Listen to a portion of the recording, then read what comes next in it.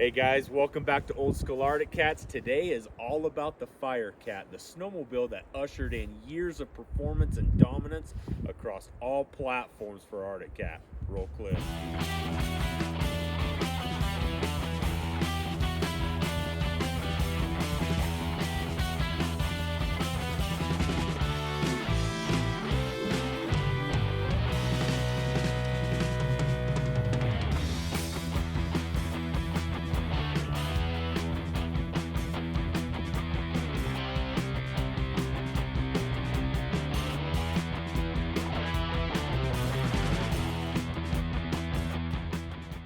Set the stage a little bit on where we were at when these snowmobiles were invented. We're going to take a little step back. So back in like 1991, I believe, was the Wildcat 700 twin. So Arctic Cat kept a hold of that motor. It came with twin pipes. It was really potent and pretty fast for back in the early 90s.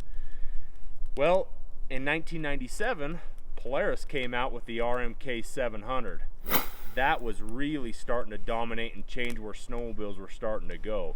They were able to make good horsepower, good torque with a twin engine, which was a lot lighter. Well, Yamaha had their VMAX, or Mountain Max 700 triple, and Ski-Doo had their 670 twin. Well, Arctic Cat, they discontinued making their Wildcat 700 motor in probably like 96, I believe. Well, they didn't have a snowmobile that was going to compete with those other 700s in that class.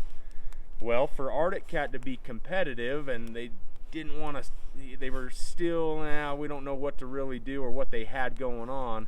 So they took the Wildcat motor off the shelf, gave it a single pipe, digital ignition, threw it in the Powder Special, the ZR, and the ZL.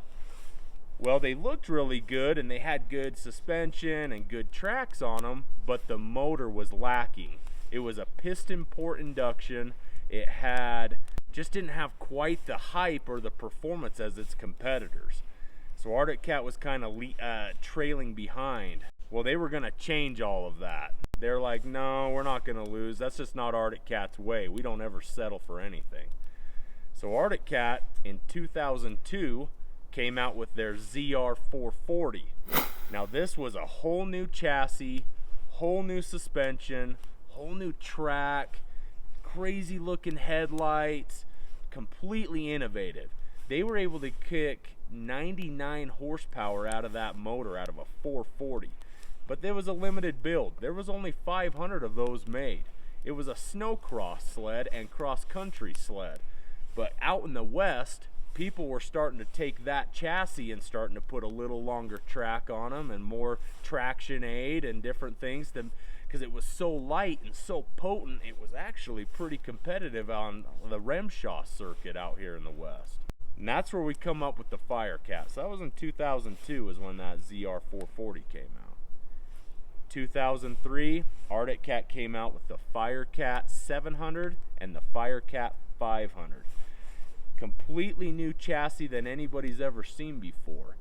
2003 was a big year across the board for all the major brands. Yamaha came out with their high performance 4-stroke motor, the RX-1. It had a 1000cc 4-stroke engine in it. Everyone knows what Ski-Doo came out with. It was the Rev chassis, rider forward, completely different style of riding than we were used to. But they only had a 600 and an 800. Well, Arctic Cat, when they came out with these 700s, they were getting the same amount of performance as an 800 out of these little 700s. They were lighter, they were wide, they had all sorts of different goodies in here, and we'll kind of go over that.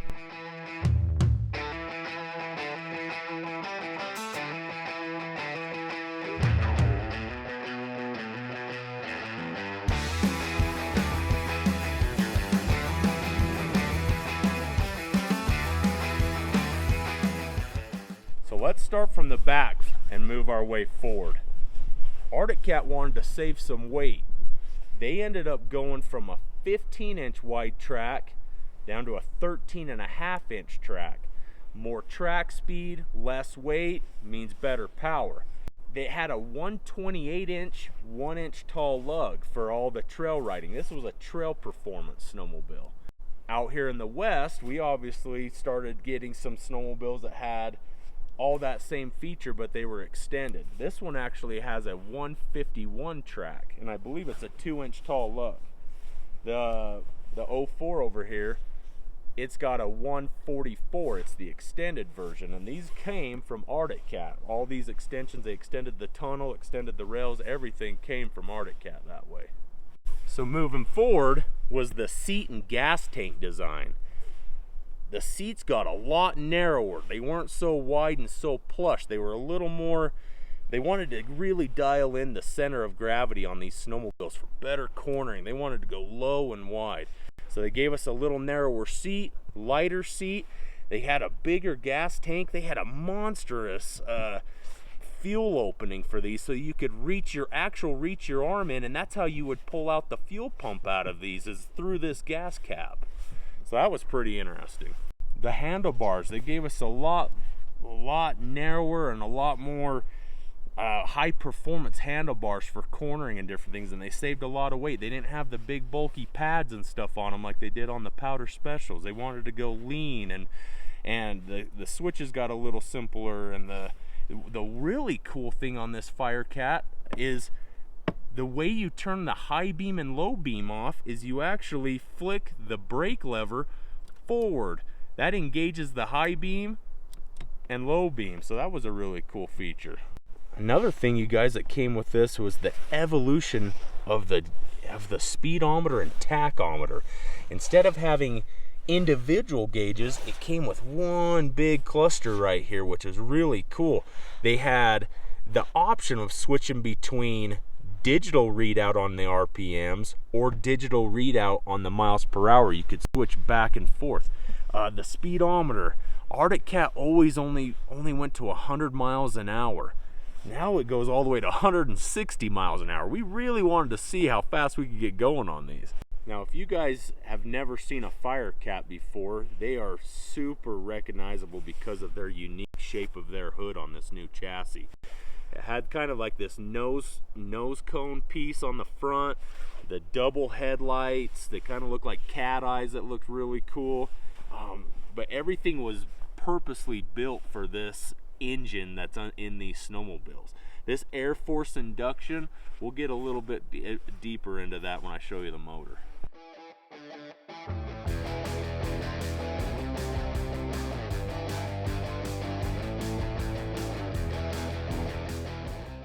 So on these FIRECATs, on the front suspension, they brought the racetrack performance to the trail performance for all of us consumers.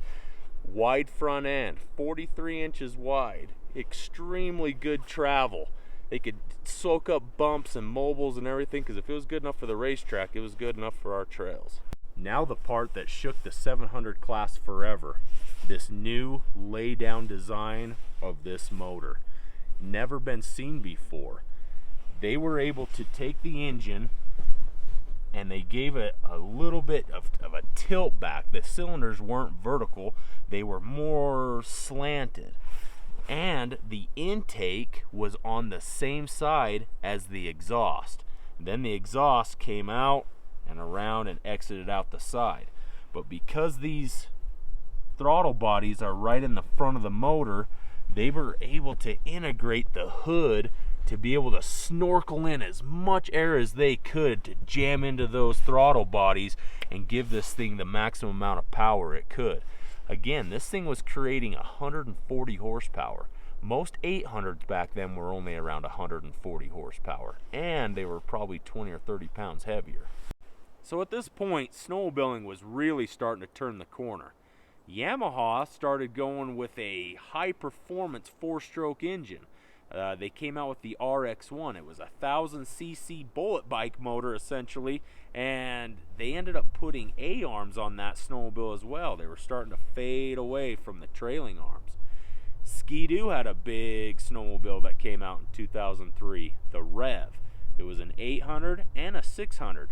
The interesting thing about the Rev, instead of going narrower on their tracks, they actually went an inch wider. It was 16 inches wide. they felt that they could go wide and short and get the same kind of flotation. So that was a real interesting thing. Polaris, on the other hand, I felt like they were really trailing behind in 2003. Still had the trailing arms, they still had the Edge chassis. They were behind. So FIRECAT at this time was really starting to open up a new chapter of high performance lightweight twins. 2003 they had their Mountain Cat 900 and their ZR 900. Those were real big powerful snowmobiles with a lot of torque. FIRECAT did away with triples. 2002 was the last triple that FIRECAT made, and 2003 opening a whole new chapter for all these high performance twins. One of the best features about this new chassis is they moved the pull rope. You're not banging your knee on it. They put it where you're not going to kill yourself. Appreciate you guys watching old school FIRECATs.